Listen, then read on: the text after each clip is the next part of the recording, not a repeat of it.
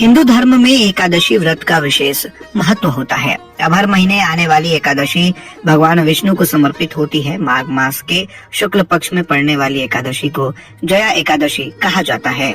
अब साल 2026 में जया एकादशी का व्रत 29 जनवरी को रखा जाएगा।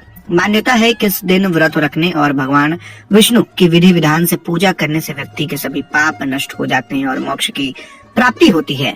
अब ऐसे में आइए आपको आज के इस वीडियो में बताते हैं कि आखिर जया एकादशी क्यों मनाया जाता है और जया एकादशी की व्रत कथा क्या है। लेकिन उससे पहले नमस्कार, मैं आशुतोष और आप बोल्ड स्काई देख रहे हैं।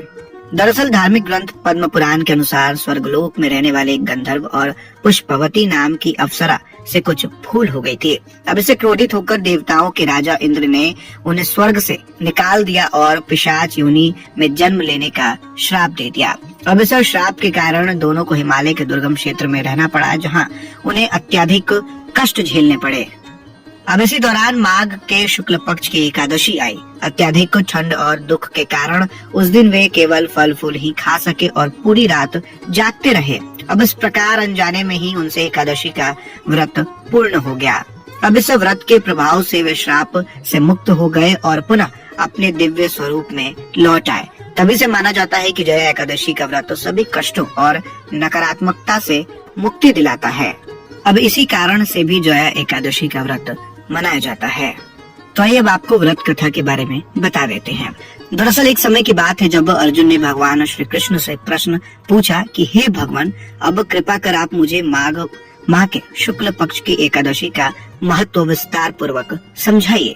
माघ शुक्ल पक्ष की एकादशी में किस देवता की पूजा करनी चाहिए तथा इस एकादशी व्रत की कथा क्या है। भगवान श्री कृष्ण कहते हैं माघ माह के शुक्ल पक्ष की एकादशी को जया एकादशी कहते हैं। भगवान कृष्ण ने कहा कि अतिथि पापों को हरने वाली है। इस एकादशी का व्रत करने पर मनुष्य को कभी प्रेत योनि में जन्म नहीं लेना पड़ता। एक समय की बात है जब स्वर्गलोक में देवराज इंद्र राज्य करते थे। देवगण परिजात वृक्षों से भरे हुए नंदन गांव में एक बार अप्सराओं के साथ घूम रहे थे। नंदन वन में उत्सव का आयोजन हो रहा था। उसमें देवता, ऋषि, मुनि सभी मौजूद थे। अब उस समय गंधर्व गा रहे थे तथा गंधर्व कन्याएं नृत्य कर रही थी। अब इंद्र गंधर्वों के नृत्य का आनंद ले रहे। उसमें गंधर्व गान कर रहे थे जिसमें पुष्पदंत, चित्रसेन और उसका पुत्र ये 3 मुख्य कलाकार थे।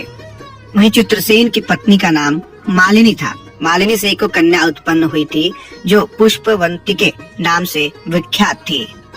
वही पुष्पदंत गंधर्व के एक पुत्र था जिसको लोग माल्यवान कहते थे। माल्यवान पुष्पवंती के रूप पर अत्यंत मोहित था। ये दोनों भी इंद्र के लिए नृत्य करने के लिए आए थे। इन दोनों का गान हो रहा था। अब इसके साथ अप्सराएं भी आई थी। परस्पर अनुराग के कारण ये दोनों मोह में बह गए। अब एक दूसरे में खोने के कारण वो शुद्ध गान न गा सके। कभी ताल भंग हो जाता तो कभी गीत बंद हो जाता। अब इंद्र ने इस पर विचार किया और इसमें अपना अपमान समझकर क्रोधित हो गए। इंद्र ने दोनों को श्राप दिया और कहा कि ओ मूर्खों, तुम दोनों को धिक्कार है, क्योंकि तुमने संगीत जैसी पवित्र साधना का तो अपमान किया ही है, साथ ही सभा में उपस्थित गुरुजनों का भी अपमान किया है। अब इंद्र भगवान के श्राप के प्रभाव से दोनों पृथ्वी पर हिमालय पर्वत के जंगल में पिशाची जीवन व्यतीत करने लगे। अब एक दिन पिशाच ने अपनी पत्नी पिशाची से कहा कि हमने कौन सा पाप किया है जिससे यह पिशाच योनि में प्राप्त हुई है। नरक का कष्ट अत्यंत भयंकर है तथा पिशाच योनि में बहुत दुख देने वाली है।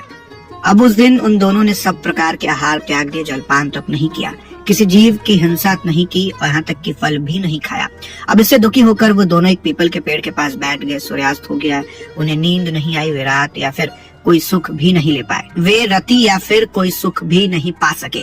सूर्योदय हुआ, द्वादशी का दिन आया। उन पिशाचों के लिए द्वारा जया के उत्तम व्रत का पालन हो गया। अब उन्होंने रात में जागरण भी किया था। अब इसके बाद से वो फिर से पहले जैसे हो गए और यही जया एकादशी का व्रत कथा है। तो दोस्तों फिलहाल इस वीडियो में इतना ही। आप सभी को जया एकादशी की ढेरों शुभकामनाएं।